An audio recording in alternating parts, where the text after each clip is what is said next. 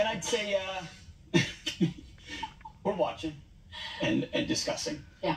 You know, it's clear that this was a destination the Trump family wanted for a very long time. Yeah. It means a lot to him. It'll have the national spotlight. Does it mean New York's in play? If New York's in play, then it's going to be a quick election night. But it may not be in play, but he's stretching the boundaries of traditional campaigning for sure. Absolutely. Always has. Not just in New York, by the way. We did a story earlier today in Michigan, getting really, good endorsements from Muslim imams up in Michigan saying, I'm going to play for that vote, which the Democrat Party, Kamala, is having trouble with that. What would have been normally a pretty good base for her, that split. And so Donald Trump taking advantage of that as well. By the way, Michelle Obama, on her big speech last night for Kamala Harris in Kalamazoo, Michigan, said that Donald Trump, get this, you guys, is ducking interviews. She's filling arenas in a way we haven't seen for years. She's building a remarkable campaign in record time, dominating her opponent so thoroughly in the debate, he was too scared to face her again.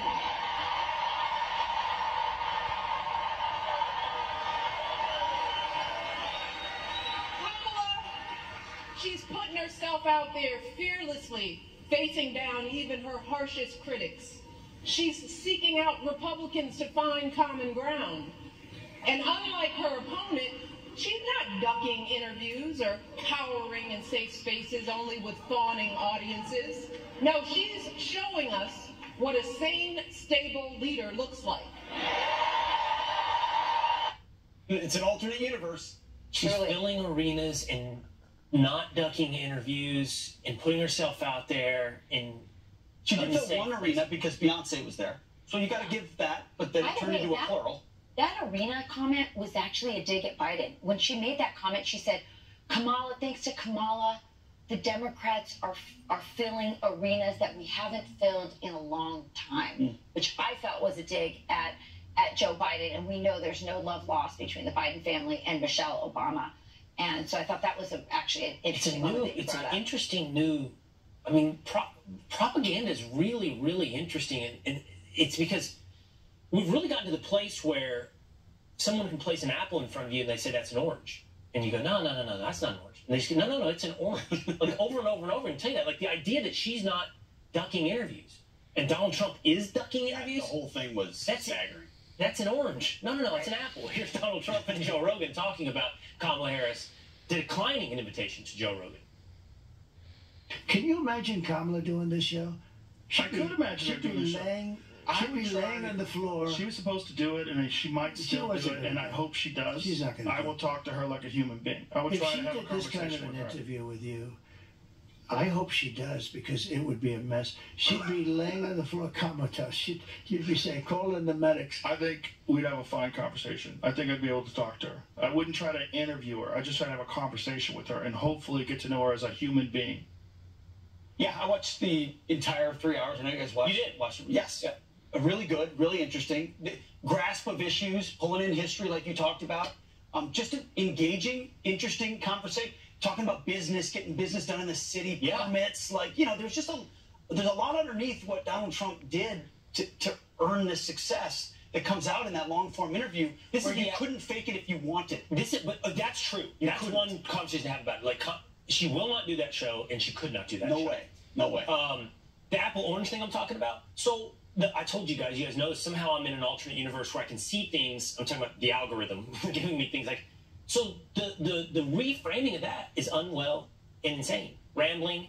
You mean online? That's what the left is saying about that interview. Yeah. Online. And the type of stuff that's going viral. Millions. Who knows what a view is online? No one knows what a view is. But millions of people seeing people saying, oh, he's unwell.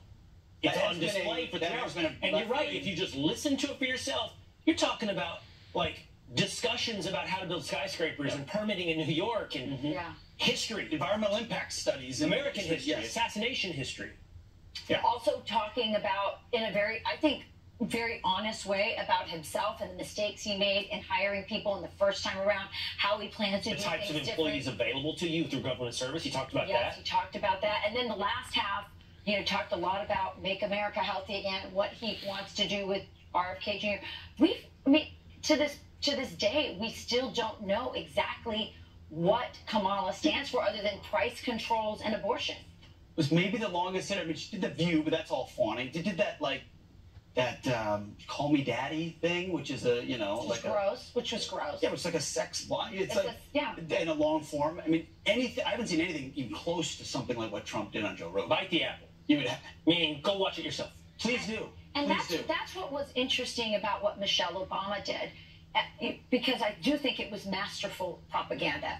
She made you feel that in looking at what Kamala has put forward, the problem is you. You don't get Kamala Harris. You are a racist. You are a misogynist. You're not ready. She's ready. But are we ready for her?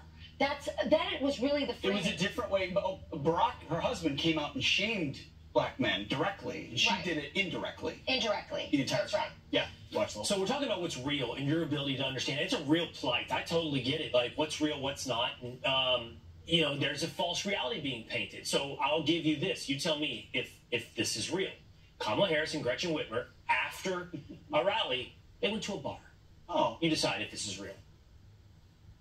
Oh, we have microphones. Oh, hi to everybody. Oh, I didn't realize that. Okay. Well, You'll now bleed you tell on us. afterwards. We just told all the family secrets.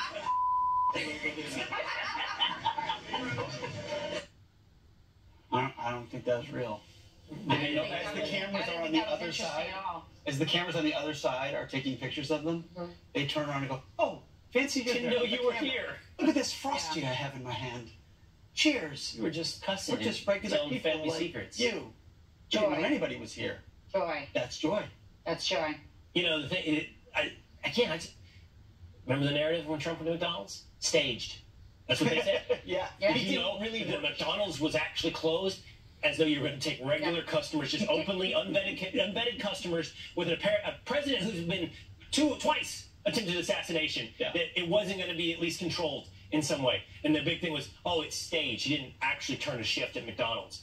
Meanwhile, that's staged and pretending like it's not staged right there. Staged pretending like it isn't. Yes. You mean Donald Trump wasn't working at McDonald's for reals? He didn't take a day off the campaign. He didn't take a day off, and he.